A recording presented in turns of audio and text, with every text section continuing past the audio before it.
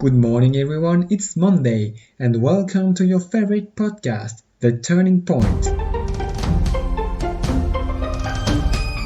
Today's guest is an eco warrior from the Sea Shepherd NGO and he is here to tell us how a book, Moby Dick, got him become involved in this fight. And also Jay, good morning. Good morning. So, before we dive into this interview, I want to give some context to our listeners who don't have necessarily read the book. So here is a quick summary to start with. The story takes place in the 19th century, when due to the intense whaling, the global sperm whale population is said to have dropped by 30 to 75%. In the book, Ahab, the captain of the Pequod, is looking for Moby Dick, a huge white sperm whale that bit his leg off in the past, in order to kill it. His obsession for revenge drives him to act recklessly, which entails the demise of the whole crew except one person. The lucky one survives in a coffin, drifting for a day and a night.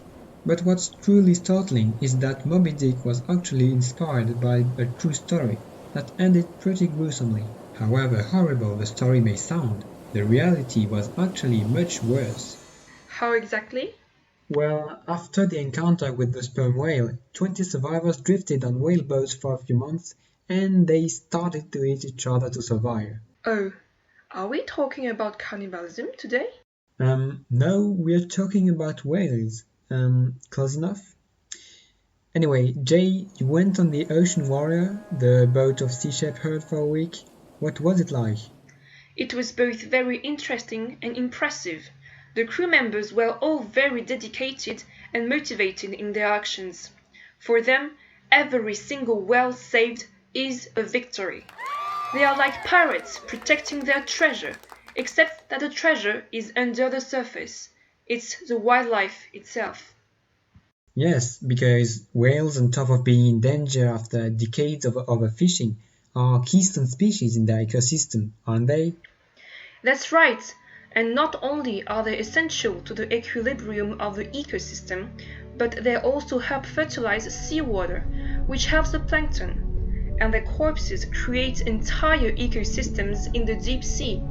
Not to mention their major role in oceanic carbon absorption. A single whale can indeed stock up to 33 tons of carbon for several decades. And this is what the Sea Shepherd crew is fighting for. Now I have interviewed this activist you mentioned earlier. Let's listen to him. Well, I found this book 12 years ago in my parents' attic, Moby Dick by Herman Melville.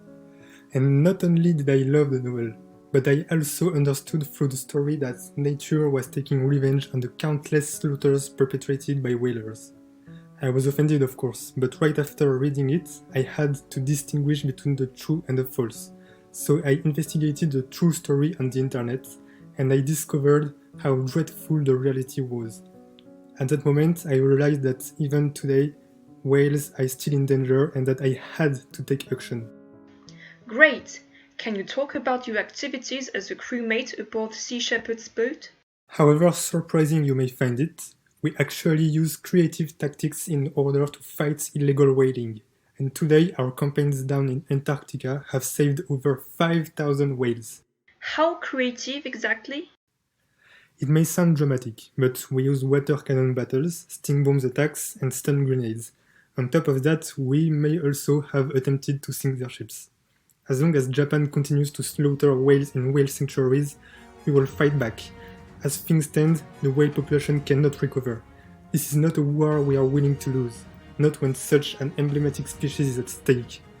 But still, motivated though we are, we cannot save every species if the rest of mankind continues to disregard the importance of the preservation of the environment. We have to acknowledge that without all this biodiversity, without this fragile equilibrium in these varied ecosystems, we wouldn't even be able to survive, not to mention have a developed society as we do.